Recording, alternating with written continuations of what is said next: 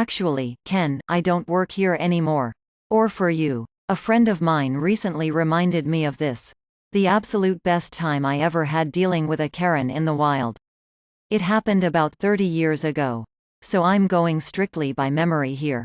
I also have no clue what the name for a male Karen is. So I'll call him Ken. Sorry this came out so long, but I think you'll enjoy it. TLDR at the bottom. And #X200B. I used to work for a convenience store. And back in the late 80s it ran into financial trouble. Corporate decided that, to cut costs, they would sell off, shut down all locations that didn't have a gas station attached. This included my location. Once the stores were sold, closed, our positions would be eliminated and we'd be out of a job. Although I was only the assistant manager for our location, I was effectively running things as corporate had decided to pull my manager off to a different location. And the assistant would be good enough since the store was closing anyway. Now, on the story. Cast. Head honcho guys from corporate. In charge of selling the store, slightly involved near the end. Ken, entitled dude who bought our location. And, of course, moi, smiley face. And #X200B. Once chain announced that they were closing the stores, it was no secret that we would be shutting down. Of course, us employees were still expected to give good customer service. That was usually no problem as we were in a good area and had pretty decent customers. They liked us. We liked them. But at the same time, we had no flips to give for the occasional Karens. It was nice, being able to shut them down. What were they gonna do? Fire us? Good times. I wish I could remember specific instances. But, 30 years, they all kinda run together now. And #X200B. The most entitled of all, though, was Ken. Turns out, he'd bought our location from chain. And would be taking over in about a month and a half. During that time, I was working with guys from corporate, doing things at the store level for the sale. Meanwhile, Ken came in a few times a week, demanding that certain things be done. As if he already owned the place. He wanted us to change displays, order specific products, etc. Guys had already told me to ignore his demands. So all of them were met with some variation of, "No, Ken, I work for chain, not for you, and this isn't your store yet," which sent Ken off in all his huffing glory, yelling that I wouldn't be acting like that once he ran the place. And #X200B. Fast forward to the final day. All the other employees had worked their last shifts. And, as acting manager, I opened the store that morning. Guys arrived to go through whatever they needed and, shortly before noon, Ken showed up. Ken and guys went in the back and, once they came back out, we closed the store in order to finalize everything. Guys and I cashed out the register for the last time and, most importantly, I turned over my key to the store. Once that was done, something close to the following happened.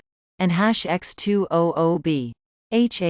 Okay, Ken, we're done. It's all yours now. They start packing up to leave. Me, just making sure chain no longer owns this location. Ken is in charge now. Yes, confirms. So I step out from behind the counter. Of course, Ken starts yelling. I think yelling was his default mode. Ken, where do you think you're going? Me, home. What does it look like? Ken, you get back here and get your butt back behind that counter where it belongs. Me, no, I don't work for you. Ken, what do you mean? No, I told you things would be different when I took over and now you have to do what I tell you to do. Me, with a huge grin on my face. You just don't get it. Do you? Ken looks confused. You bought the store. You bought the inventory. But you did not buy the employees and you sure as hell didn't buy me. So I'll say it one last time. And try to get this through to whatever functional cells may be floating around in your empty head. I don't work for you. Never have. Never will. And since chain store #1234 no longer exists, I don't work there anymore. Either. Since I'm no longer needed here. Nod to guys, I'm leaving. And #X200B. Ken starts sputtering and yelling incoherently, realizing he now has nobody to work the register. as I walk to the doors for my last time. Of course, I can't help myself. As I'm pushing the door open, I turn around, give Ken my best customer service smile, and a cheery "Have a nice day," and #X200B. IIRC correctly.